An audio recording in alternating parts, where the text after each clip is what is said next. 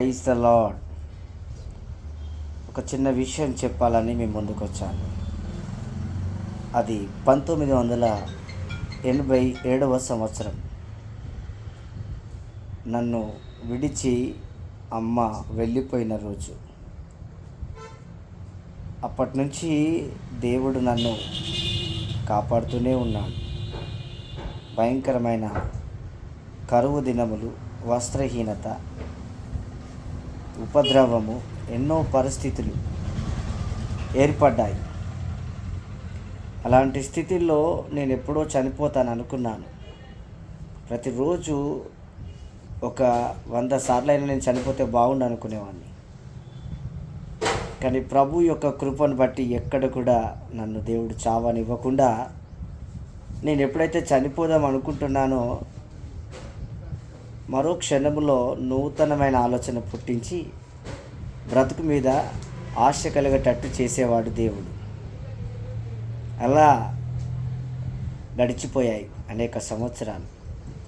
మరి 2003లో మార్చి 28, అదే ఈరోజు నా వివాహం జరిగింది.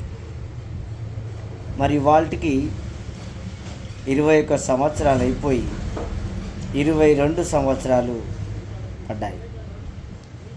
మరి ఇన్ని సంవత్సరాలు సంసార దాంపత్య జీవితంలో ఎన్నో దుఃఖములు, ఎన్నో బాధలు, ఎన్నో వేదనలు, శత్రువుల చేత ఎన్నో నిందలు, అవమానాలు వచ్చినప్పటికీ, త్రోసివేసినప్పటికీ ప్రభు మన యేసయ్య దేవుడు ఆశ్రయముగా, అండగా, కొండగా, కేడముగా ఉండి కాపాడి రక్షించాడు.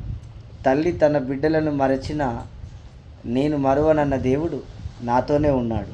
నన్ను మరవక ఆయన అరచేతిలో నన్ను చెక్కుకొని, నా కుటుంబాన్ని చెక్కుకొని, మమ్మల్ని ఎంతో మరి బంధువుల కంటేను, తల్లిదండ్రుల కంటేను, అత్తమామల కంటేను ఎక్కువగా మమ్మల్ని ప్రేమించి దరికి చేర్చుకొని, ఎండిన మొద్దు వలె ఉన్న మమ్మల్ని ఇద్దరిని దేవుడు పచ్చని చిగురునిచ్చి ఒక వృక్షముగా చేశాడు.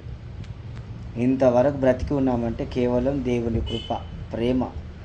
ఆయనకే సర్వఘనత, మహిమ, ప్రభావాలు కలుగునుగాక. ఇంకా దేవుడు అనేక సంవత్సరాలు మాకు ఇస్తున్నాడు. మేము ఇంకనూ దేవుని ఘనపరచడానికి బ్రతికి ఉంటాము. ఆయనకు మహిమ కలుగునుగాక. మరి మీరందరూ కూడా మా గురించి ప్రార్థించండి.